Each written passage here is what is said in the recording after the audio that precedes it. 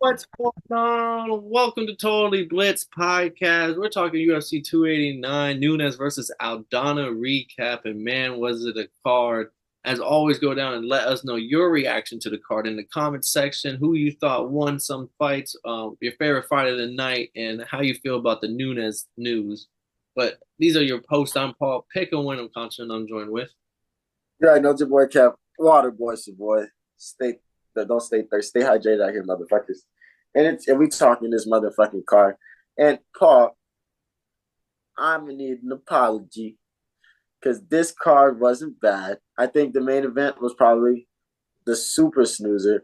I was live with comedian Romeo Mack, and he was watching the card with us. We watched the whole card. I was live from the I got there by this end of the first fight, and I was live the whole time. This motherfucker went to sleep during the card because he just said, "Yo, bro, I can't do this." I'm thinking like, okay, he must have Is like went that to the why it was kitchen or nine something. hours long? I saw the episode was Yeah, 9 hours. probably. This motherfucker was literally because I was over here talking to his man's the whole time, like his man Smitty.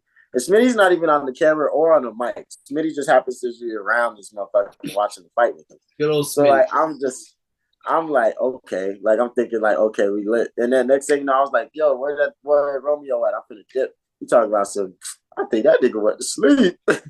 It's like a party chat at that point, right? It's like, where's Berto at? Berto's sleep, man. Like, So that's how that shit went down. So it was a besides for the main event on my end, I think it was a decent card. Shout out Vancouver. The crowd was out there. It was a vibe. so I will say this was a good card, good crowd, good energy. Charles Oliveira with a highlight reel. I'm gonna hit on Nunes real quick in a second, but shout out the Canadian fighters. If you put a part, I don't have the numbers in front of me, but every Canadian won. Shout out, Mike Malott, second round submission. Mark Ooh, Andre that's Barry, my dog. unanimous decision. Jasmine Jadavicius, unanimous decision. Alman Zahabi, KO first round. Kyle Nelson, unanimous decision. That's 1, 2, 3, 4, 5. Five fighters from the Canada showed up, came out with a dub for their country and on their record. And I wanted to bet on the Canadian fighters. I wasn't going to parlay them all together. Don't get me wrong, but I was going to bet on the Kyle Nelson fight. I thought he would win, and I didn't. But I would have bet on them Canadians because boy did they show up. Canadians was hitting dog. Kyle Nelson, shout out him. But I'm a newfound Mike Malott fan. He came in like a gangster. Did his thing, got the second round sub. That was a good fight. And the Man of Nunes fight, people were calling it a snoozer, all this and that. I want you to go rewatch it, bro, with this mindset. Because it was maybe I was high, maybe I was drunk, who knows? But when I was Maybe watching you it, were both. I was probably both. But as I was watching it, the first two rounds in particular, first round and second round, Nunes and then Aldana wasn't throwing, but Nunes kept walking forward, kept throwing strikes. She did get caught with a nice counter punch early, which got kind of shaky towards the end of that first round.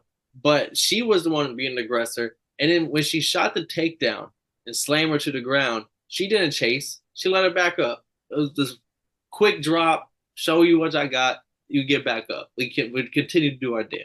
Throwing, drop again. To me, I was like, she's a showman. Like this is the stuff we wish we saw like Israel because Israel Adesanya would be on his back foot for most of his fights, and people always give him shit for that. Um, but just like we want a guy fighter like John Jones. What did he do, and why are people loving him? He's walking forward and walking people down. That's what Nunes was doing, and yeah, it's women's MMA, so it wasn't as exciting. All that stuff you want to throw on it, but to me, I was like, bro, if this was your favorite fighter, you would be sitting here going crazy. It just happens to be Amanda Nunes against Aldana, and like she could have dropped her in the first round with that slam, and then just sat on top of her for like 3.5 minutes, and that would have been the whole first round. But instead, she just literally dropped her like a child and told her get back up. Let's continue to give these fans. I want to at least like I feel like she heard a noise like of all this shit talking people were giving this card, myself included. and she is at least herself try to show up as a showman to put on a show for the pay per view. So that's why I enjoyed the fight. That's how I viewed it. That was the worst show I've ever seen. I'm changing the channel for that show. Lucky the Tiafimo fight was already done by then. I would have switched, and I would have still stayed on live. But motherfucking, we can get into that fight when we talk that fight. But yeah, I'm a newfound Mike Malott fan though. I'm Mike Malott.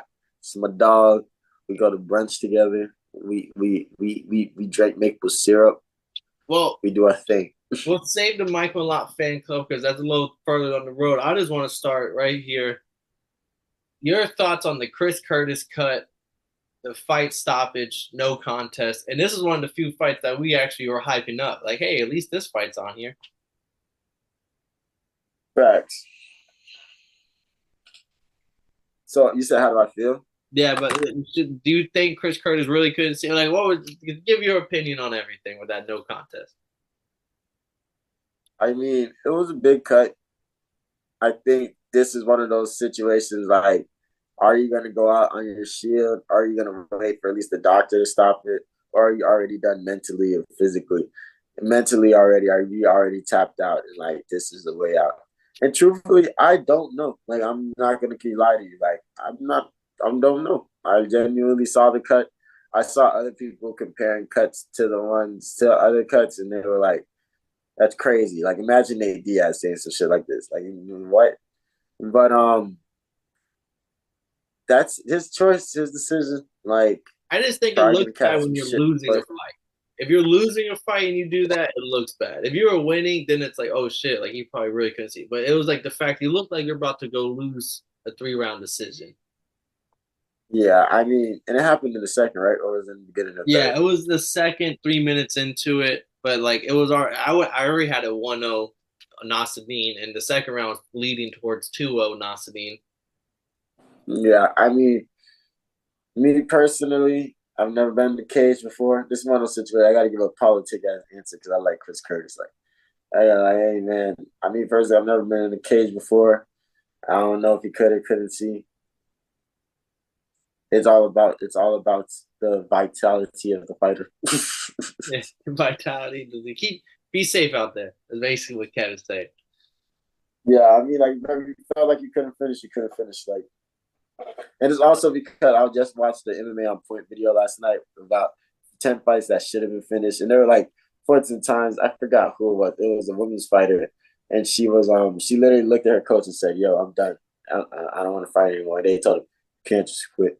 And she ran and got fucked up that 5th round. And then it was like, I said I was done, bro. Now look. I fuck with you, Chris Curtis, if you ever see this. I'm not hating. I'm not saying what you should have, shouldn't have. I'm just telling you, it ain't look good, bro. That's all I'm just here. There's the community. I wasn't there. I don't know. But I'm just saying, it just didn't look good. As a viewing fan, that's the common people were saying right now. That's what us peasants on the other side are saying. So like, you do you. I'm just letting you know what the community's saying. I respect the way you put that too. Like you just said, yo, bro, I fuck with bro, but it just doesn't look good. And I agree. Like, I'm not here to call any names, none of that, bro. You're fine in the cage. You're already doing the manliest thing you can do in the world right now.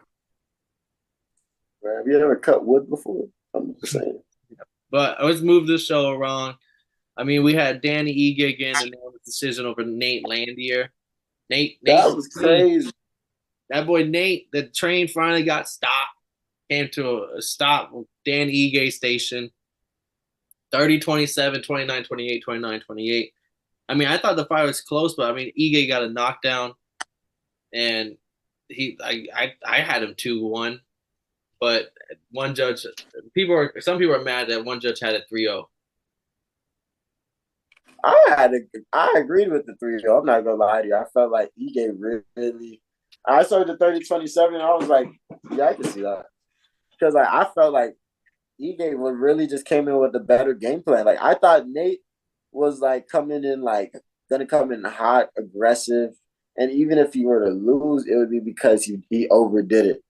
Ige came in stopping shit. He wasn't letting shit slide. He never let Nate get comfortable to let his hands go. And he just kept hitting them with them precise, accurate ass punches. And like you said, it was gonna be a strike fest, but them boys fucking struck, and like and then I'm thinking watching Nate at the end, and I'm like, I want to say he got a takedown. Like I was just watching, like this is not gonna win you the fight. You're losing 3 rounds. Like you gotta go for the kill. The judges ain't gonna help you here, son. This ain't the night. Yeah, they was like, bro, we got so much heat last week. We gotta do this shit right this week. I don't know if they got the bonus. I think Dan Ige definitely. I mean, his nickname is Dan 50K Ige because he's known for getting them 50K bonuses. And I don't know if he got another one, but he definitely deserved it. I know Charles Oliveira got one. He definitely deserved it too. Yeah, the champ has one name. But yeah, no, Dan Ige is just one of them fighters. Like some nights he looks like he's like some people he'll be whooping some people's asses, and the other fights he'll fight against somebody and he gets his ass whooped. But like he's that middle of the road fighter that's gonna be a tough night for anybody. Yeah, he press fuck out of me. I didn't see that coming. I didn't know bro was a hitter like that. I thought like, oh, I was watching that shit. Like, oh, Was he it impressed me. familiar with his game? Yeah, I was familiar. I really thought Nate was gonna like, and then it was funny because I was like, bro, imagine having the train tattooed on you. There's no way you can get your ass beat. Like, True, the fucking shit. yeah, like I like the steam roll up. That's gangster. It's the train. That's Train not came him. to a stop in Vancouver at Dan Ige Station. Nah, that would have been fun. It would have been fun to have Nate the Train post fight interview though. He probably would have been talking about fucking on Canadian bitches. That would have been pretty gangster in Vancouver. Yeah. But on to the next one, man. Your guy, let you introduce it. My boy Mike Malott beat Adam Fugit. And like it was funny because like I had no respect for these dudes because of your ass. Your ass was like, if you put this fight on a fight night, it's still in the same position. And I was like, damn you, Paul. You just like broke all the mirrors for me. But It was true though. so In the I had no moment, it respect was for Fugit, true. but Mike Malott came in like strong. He came in ready to go. Like he just looked good on his way in. They was going over his credentials and how he's undefeated and all this good stuff. And I was like, oh fuck, this dude's a hitter. And then he just fits the part. I mean, this is back-to-back submissions.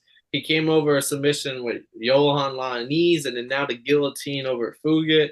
And then before that, knocked out Mickey Gall. And then before that, back-to-back submissions. Like this is he's a submission. I mean, he's just a finisher so far. His last 6 fights have been finished by him and not the judges. And So this is one where he got the knockdown and immediately went into the to the guillotine, right? yeah, Immediately, that shit was fine. I thought I was Charles. I didn't want to get confused out with Charles Oliveira. knocked his ass down and guillotined his ass, bro. This is Immediately, like didn't give him a second to think about it. I was like, oh, you know how I told you it's guillotine season. 2 for 2 on takedowns. Didn't miss a takedown. Like I'm sorry, but this might be Canada's best hitter. We might have to look out. He's a welterweight. That's a very stacked division. He's 10-1, but he's on it. I mean, Charles Air Jourdain is fun and all, but like, he's not gonna really be top 15 and all that. But that boy Mike Malott probably he has. I mean, the way he looked last weekend, that boy looked kind of dangerous. Nah, that boy's a hitter, like for real. And he's chasing GSP type shit. Like I could tell. I bet you, I can't wait to watch one of his interviews. Yeah, man. I grew up watching GSP, and I used to get bullied at school. So like, and then GSP got bullied at school, and he became an MMA fighter. So I became an MMA fighter, and I stopped smoking. I stopped it. Yeah, that's gonna be a good one. Yeah, this is gonna be a good one. That boy was smoking. Oh yeah, this might be a fun. Yeah, it's like he said, he don't be smoking. I'm like, oh yeah. I got money on you every time.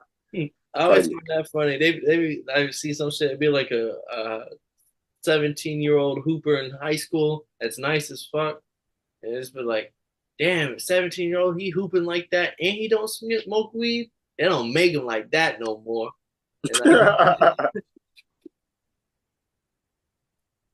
But on to our co-main event, which was over in I want to say a flash because it almost went a full round, but Charles Oliveira, first round KO, Dariush hits him with the head kick, and it was a fucking, it was like a whip. The way he threw that shit to the head, wobbled him, dropped him on top, finished on punches, fight over. And I mean, even I thought Oliveira looked good since the jump. Like Beneil was like his left hand was not landing. It was looking like he was kind of this like amateur hour, the way he was throwing them and just like whiffing.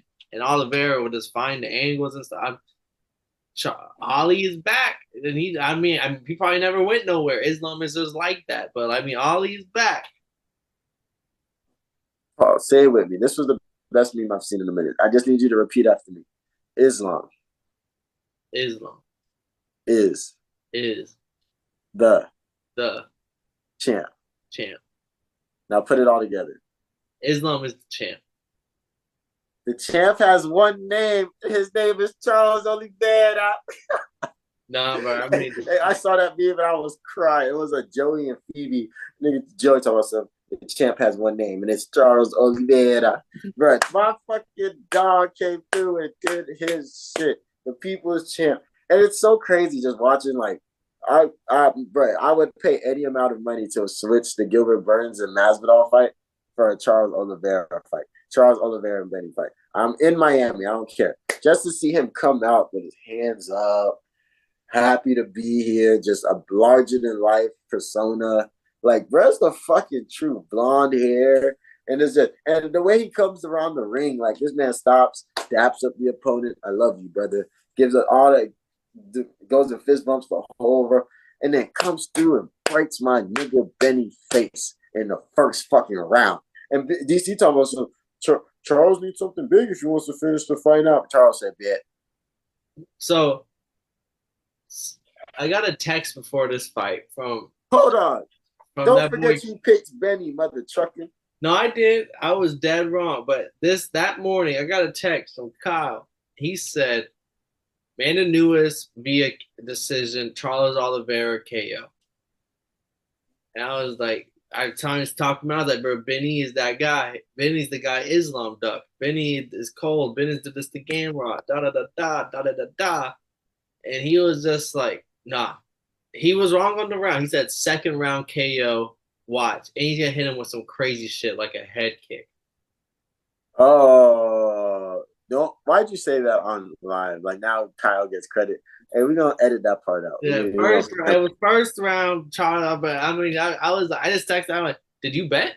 Like, I know the round was wrong, but like, you could have still just did Ollie KO plus Nunes decision. Like, did you like you would have got some money. Like what? And but I don't think he did. But I was just like, damn, bro, that's kind of nutty. That like, I was talking him out of that shit. I was like, bro, you wilding, but Dariush is the truth. That was me going into the fight, but I definitely overhyped my guy. I feel like there's a jump. There's the two best lightweights in the world, and then there's everybody else. The champ has one name, and his name is Charles Oliveira. Because it's beautiful the way he set it up. So he throws the head kick, the high kick, the head kick before earlier in the round, and then he sees that Dariush counters with a kick. So he was like, leaving all that open right there. So what does he do? He throws it again later in the round, closer to the cage. Now he counters with I want to say he counters with a left. Now, so not only did you just whack this motherfucker, you caught him off balance. He's out of breath. Now it's just get him to the ground. Boom. Now we grind. He hit him with a 19 piece. I swear the ref was not finna call that. Like, I'm like, bro, this is a Dragon Ball Z Budokai Tenkaichi combo. Like, this is crazy. But like, the champ has one name, and it's Charles Oliveira. I think at this point, correct me if I'm wrong, there's the two best lightweights, Islam and Oliveira, and then there's a jump, and then there's Dustin Poirier, and the Gaethjes, and the Faceeves, and the RDAs. And like there's a jump. There's two best lightweights in the world, and it's almost like Whitaker and Israel Adesanya almost maybe, but like it's just there's a different tier that these two guys have entered because he just made Dariush look like everybody else he's fought. He made Gaethje look like the same way, even though Gaethje dropped him. He's and then Dustin Poirier, same thing. Michael Chandler. It's just the way that he's able to beat them. It's vicious. They have their moments in the fight, but this is vicious. And Islam same way. I wouldn't sign me up for the Islam Ali quadrilogy. Sign me up because I'm here for it. See, I got an idea for that. I got a whole idea for that. But I got an idea that I say the winner of the BMF belt fights Islam next. Give Islam some new meat. Give Justin Portier or Justin Gaethje one more chance to get to touch the title. And then I actually got Gaethje in that one. So give Gaethje one more human highlight reel. And then Conor McGregor, I think he has until today or tomorrow to turn in his sample to USADA. So if you don't do that, they're not fighting this year. So like if you want a tough finale, it's probably not gonna be Michael Chandler versus somebody. And I'm not gonna feed him to Oliveira. There's somebody else to him. But I think Oliveira should either fight Michael Chandler or Michael Chandler further tough as a backup or something like that, or motherfucking he should fight Conor McGregor, like one of those type of situations. Come bring some like super money fight, and then give him Islam again, and just in case he loses to Islam, just in case he loses, and then if he beats Islam, it's a motherfucking Islam rematch, and if he loses to Islam, there's still some stuff going on in the division to make something shake. You get Fizzy. Fizzy could come out of nowhere and Islam's then got to take have an that opponent spot. soon though, because he wants an opponent October for Abu Dhabi. So like it has to be they're gonna fill that spot. I give him a good another month. I think it's gonna be whoever wins out of Gaethje and Poirier. Because it would have been Benny if Benny had won this fight.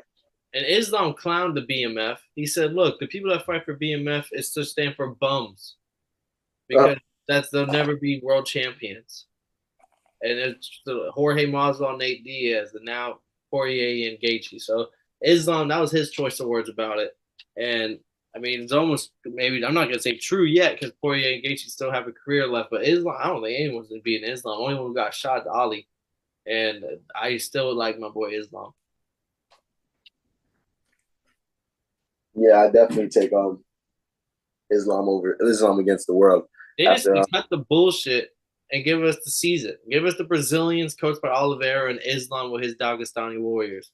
And just make that'd be crazy. Shoot box versus Khabib and them boy Nurmagomedov and that would Nurmagomedov. be the toughest tough of all time. That would be crazy. I don't know if they have that many people at the same weight class though. Oh, it has to be one weight class, bro. They should just get like two in each, like Yeah, three weight classes and three guys in each. And it's I mean, you could do two weight classes and four guys on each side. But if you did three, I feel like it get a little confusing. But like that would still be a crazy card, like because it'll be three. Yeah, that would be eight interesting. Nurmagomedovs versus like 8 Potons and Oliveras. Yeah, I would do it. I would fuck with it because shootbox is lit because that's the same. That's still the same camp that Anderson Silva and all them came out of. Yep. So yeah, that's all right. Cut the bullshit. Y'all wanted Connor, y'all got Connor, now you're getting Connor antics. That's what you get. Hey man. Hey, regardless, do Bronx. Yeah. First round winner. Let's see what he does next. Now let's talk about Larger than life. GOAT. That's my favorite. The women's GOAT. Amanda Nunes. I mean, everyone saw it. We already hit on it for most of the part. It was a 5-round fight. Kevin, the majority, 95% of everybody says snooze fest. I'm in the 5% that enjoyed it, but not for the same reasons others did. But Nunes 5-round fight, got the unanimous decision. Aldana, in my opinion, she was scared and didn't want to fight. Like I don't know, she was there to fight, but she just never was the aggressor. She allowed herself to be submissive in the second fiddle. She didn't really show anything to like. She had that one counter, didn't even go do anything with it, and just kind of was on the back foot and okay with losing every single round and every single second. It was kind of crazy. But Amanda Nunes, GOAT. She's the GOAT. She did that. She retired, double champ status. And she said, I'm out of here. Done data. I've never seen anybody fear everything, like everything that somebody had. And I feel like that's not And I want to say I don't think fear is the best word for it. I think Aldana came with a game plan, and she was like, I don't want to wrestle with her. I don't want to strike with her. I don't want to go to the ground with her, and I don't want to get knocked out by her. And it was I just gotta like, win. yeah, and I was like, me as a coach, I would look like I don't know what else. You gotta win in one. Like if you want to win the fight, you gotta win in one, and we gotta exploit that. Like Grasso might not have been fucking up Shevchenko the whole time, but they game plan for when she throws that spinning back kick.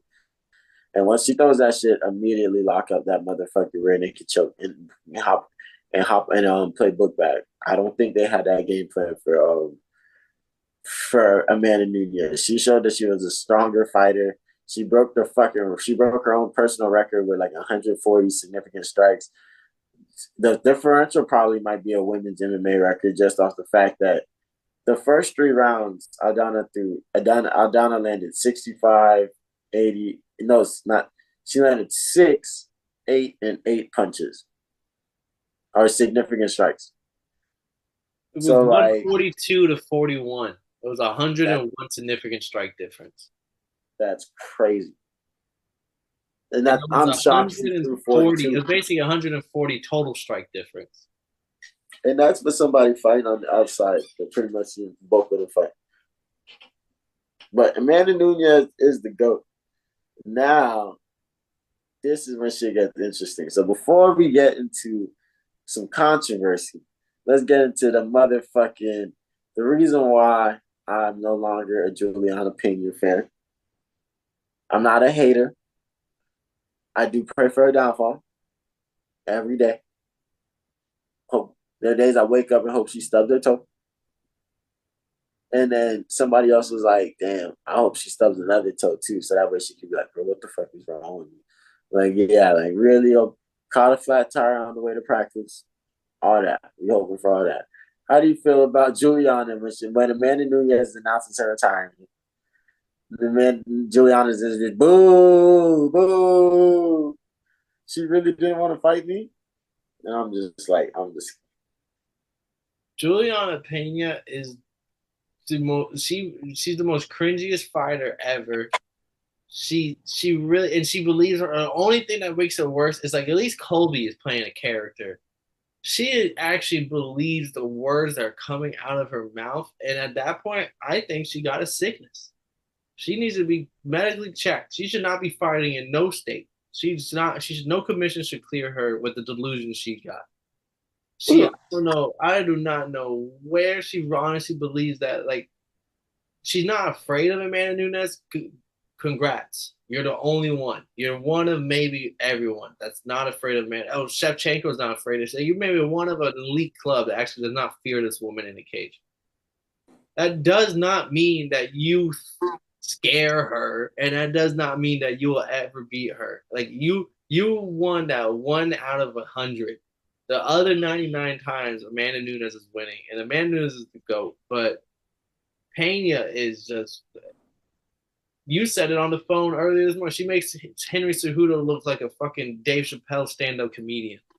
The way that like she does not. She no cap. fucking terrible, bro. Her shit is fucking boo worthy. Get the tomato baskets. We gotta kick it old school on her. Start throwing tomatoes at her. Like someone has to really stop her. Someone like Dana White has to be like, someone has to rock her. Just be like the rock and be like, it don't matter. Shut your jabroni ass up. Like someone really has to get like really put her on the mic. Otherwise, she'll keep talking. See, my take on it is I fucked with Juliana Pena because she was a big believer herself. She was big and she believed that she can. That for 5 years she was trying to get Amanda Nunes to fight her, and eventually they was able to make it happen. And she committed, and she probably got one of the biggest upsets in women's MMA history, probably top 5 or 10 in MMA in UFC history. But then I found out this week that she believes anything she says. I was like, you fought, you got beat, you got four, what, fifth, what was it, 50-44. Like you got 10-8 a few times. Maybe there was a 50-43. 50-44, bro. Yeah, like you got 10-8 on me. So like to hear that, and I was like, that's lame. I just then it was watching her Ariel Hawani interview, and I was like, yeah, it was lame when I saw the little clips and all the extra shit. That was lame, but like just listening, I was like, wow, she's dead ass serious.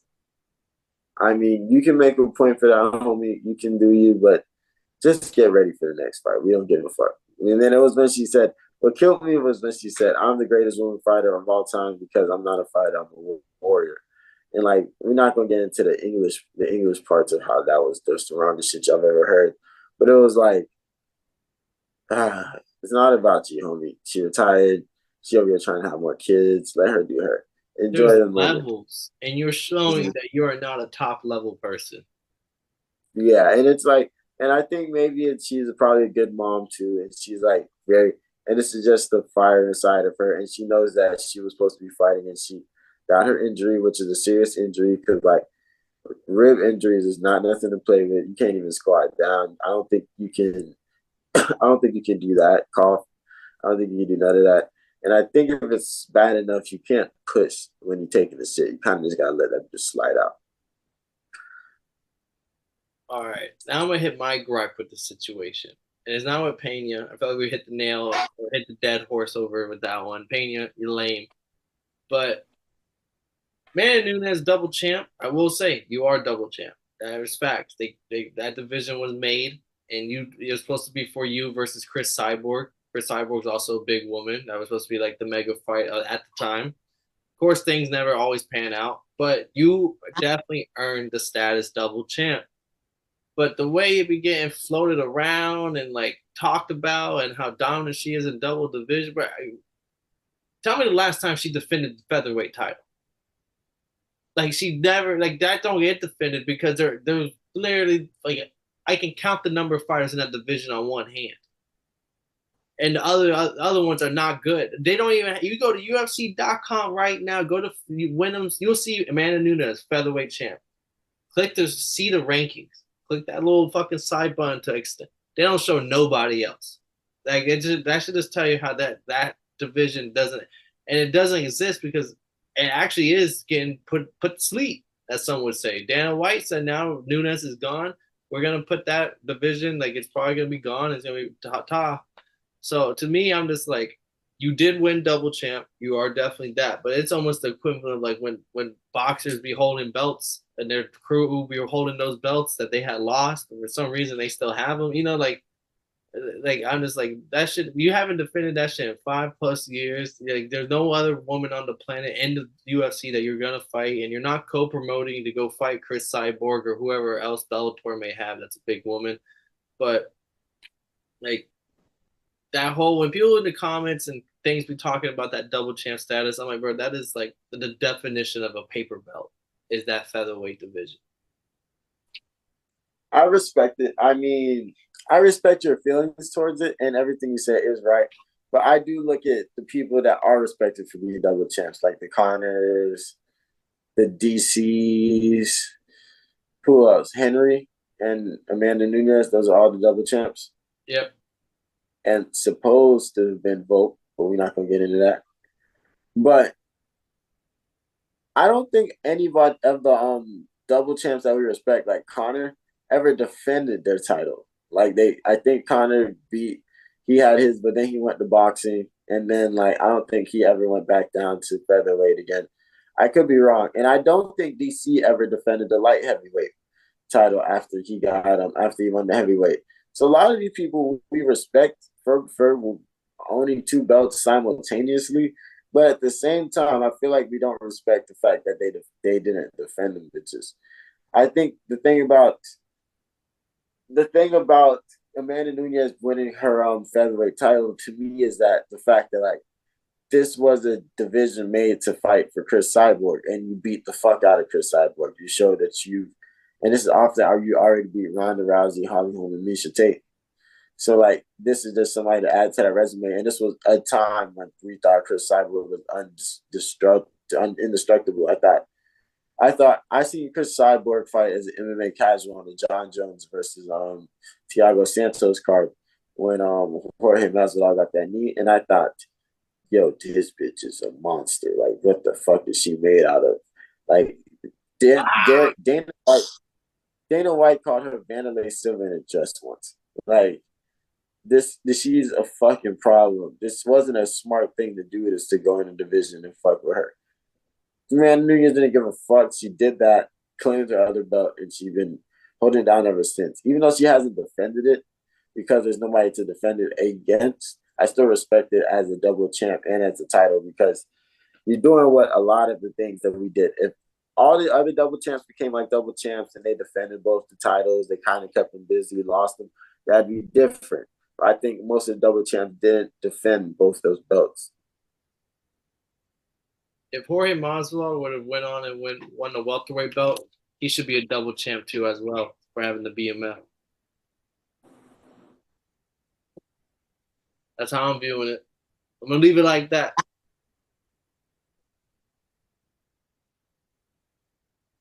But how do you feel about Amanda Nunes' retirement? She done did everything that can be done. Oh, I respect the hell out of it. Not only for what she's done. I think she's the women MMA's GOAT, undeniably. But the fact she's retiring at the tie Anderson Silva and not break the record, like I wish I was wearing a hat so I could take it off to her. That is one of the biggest. I was like, that's such big respect. Like I'm big into like respecting the people that came before you, fellow goats and all that, and especially like your home country goat, one of the goats pioneers of MMA, Anderson Silva. You tie his record, and instead of defending it against somebody else, and you probably will beat easily like you have with everybody else, you decide to call it a career. So, like, because other countries, like here in America, it's the capital way. It's capitalism. Money comes first. Money motivates. Money moves. But you see these other countries that have been fighting for hundreds, thousands of years, and the amount of they respect that they give to their other warriors, you can't recreate over here. And that's why I give that shit such a big salute when Amanda Nunes, instead of getting multiple paydays and to have all the accolades, even more, she was like, no, we like let's never forget Anderson Silva, and we shall never forget Anderson Silva. I retire like as well. That's a vibe. I respect that. I didn't know she did that for Anderson, my dog. But I think it's great for the division. I think when she went up to, I could tell she something was going down when she got out the cage and immediately went up to Dana and Hunter, and Dana was just like, "Okay, we love you, Amanda." And I was like, "Damn, Dana Duffy's not begging for her to come back." I was like, that opens up the division. They got some they We got to see if there's some hitters in this division that nobody was really paying attention to. So I think it's good. I think it's healthy. I'm I just didn't see nobody beating Amanda Nunes again. I think Pena doing it, it was very fucking inspirational. But I just didn't see. I think she was gonna keep modeling through competition until she eventually got old.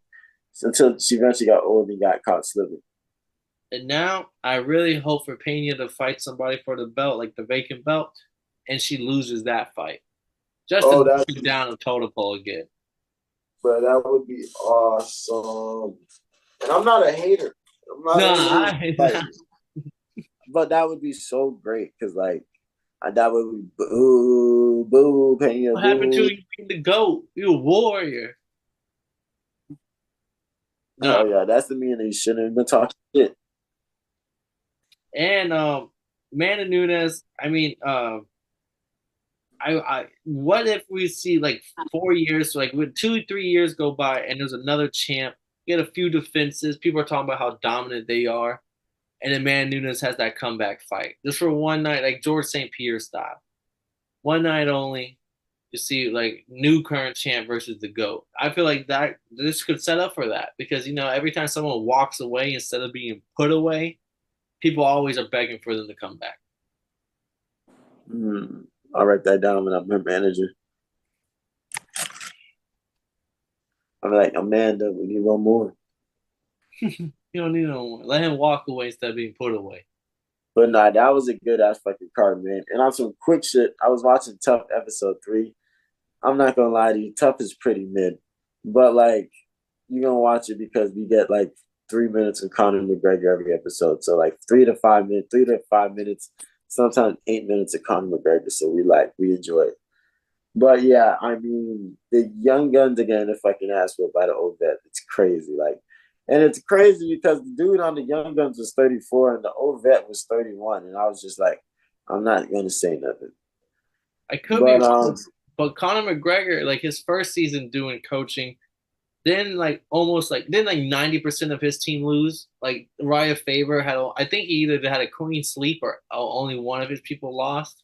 no, he had like I want to say he had like one or two hitters on his team, and like one person was knocking shit out. But I think he lost before the finals, and he spazzed. There was one dude he cussed the fuck out because he kept pulling guard I remember on the the pulling front of guard the beat, guy. and he cussed him the fuck out, broke his sunglasses and all. But yeah, what they're saying is that the old Ultimate Fighter did more better views than this one because I think not a lot of crazy shit's gonna go down because these dudes are like family men that like especially half of them are already in the UFC and they're trying to get back. Like shit's crazy. Yeah, no, it's not the same as like the mid 2000s when people were. This is basically like Bad Girls Club but for MMA. Yeah, but Connor's team is 0-3 right now. I want to say the last fight they lost by decision, but like if the ref wanted to, he could have ended it in the first round. Like it was bad, but they could have finished in the second round. I might not have. I kind of dozed off a little bit, but it's been tough. Is interesting. I'm trying to see if it's gonna ramp up or like we're gonna get some crazy like Connor news and like oh shit, now we definitely watch That's it. But like crazy because a fellow right Philly now, Marcus says it's the best season in years.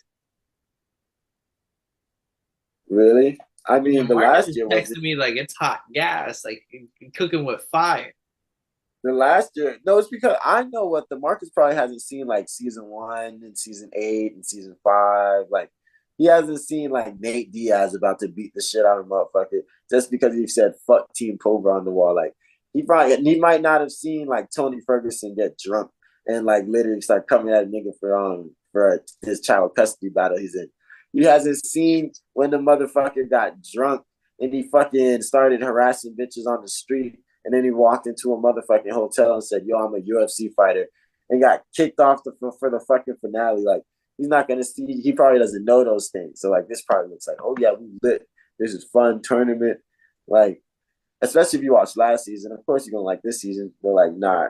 I'm a tough enthusiast. You feel me? I know a couple of things about tough. Not a lot. But I know things. Marcus seen every episode since season one. No, I'm capping. Marcus ain't see all that. I can set up some seasons though. I can send them the season when they destroyed the Tough House and Dana White came back and cussed the niggas out. No, I failed though. I have not watched the episodes yet, but like first time we talked about it, I was definitely gonna go check it out. Now you're saying it's mid, might have to drag my feet a little more. It's not mid. It's just like Wonder Boy was on this episode. Like it's not mid. It's just like it's not reality TV. It's just like fighting MMA, and then you get backstories about people and like Yeah, no, see, I need them in the house together, getting drunk and almost fighting and putting holes in walls. we is not getting that. These is like professionals, homie. Like these motherfuckers already fucked up. Like they got kids. Like bro was This is talking about how he's because like fucking Dana White is cheap, bro. They probably said, yeah, you can have all that, but you gotta buy the house. You also gotta get them insurance just in case. Reality star insurance. And he's like, oh, I gotta pay reality star insurance? Nah, fuck that, bro. We're just gonna have them talk about their life. nah, I'm telling you, because the old tough season, even the season with Kamaru Usman and them was lit. Like that shit was crazy. That shit was more beefing between the owners and the coaches and shit.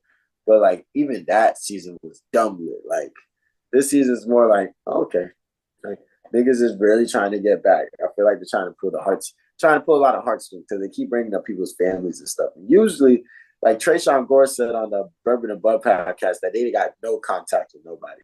This one, like I want to say, the family was there for in the second episode. Damn, you don't even break them in, bro. That's crazy. Not, I don't know if they were there. I think they might have been at the fight. I can't remember what it was, but it was like there, or maybe they just had a phone call with them. I was like, "Dang, you can do that? That's crazy." They're not cuffing the same clock no more. But yeah, babe, that was UFC 289, man. That was tough. Episode 3.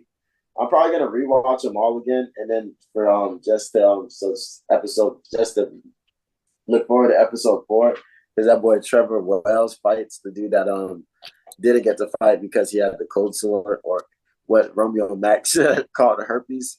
So motherfucking we got to see him fight against Islam's homie, the Dagestani fighter. So that's gonna be a good fight. So check out, get caught up and watch episode 4. That's gonna be like the determining factor if this is gonna be a good season or not. Y'all heard them, y'all bitches. Go watch Ultimate Fighter. I'm one of the bitches. I gotta watch it myself. But we all watched UFC 289, even if you didn't want to, and even if you fell asleep, we was there. I don't think we'll ever get to see the real pay-per-view numbers. I don't think Dana White even was he wasn't there or nothing. So I don't know if we'll hear about how much this shit sold. But I mean Nunes retired. That's I mean, we getting a lot of retirements this year. 2023 might be the year of the retirement. 30 years, man. They said, all right, man, I'm out. They said, fuck UFC 300. I was like, damn, I would have waited to 300. And stay tuned for our UFC Cannonier Vittori card that's coming up this week, Friday night, as always. And I'm going to hand this bitch off to that boy Kev to send y'all out of here. Hey, man. So if you didn't know, we don't mind telling you again that this has been a Totally Blitz podcast. I'm in this bitch with Paul Picklewood of Concert, and we over here talking MMA. We talking boxing. We're talking motherfucking tough. Like, it's crazy. Make sure you tune into the boxing. Tiafimo just became undisputed champion and motherfucking retired on you He's stupid not ass. undisputed champion, bro. He beat Josh Taylor, who was undisputed champion, but he dropped all his belts except one. But people keep talking about he double undisputed, bro. No, he won one belt Saturday. He won one belt. Or two, actually, we count ring magazine. We'll see. We'll see. I'm gonna watch the episode. I'm gonna watch the episode and find out. It does know. Marcus, I gotta correct him too. You'll see. But with that being said, this has been a Totally Blitz podcast. Yeah, bitch.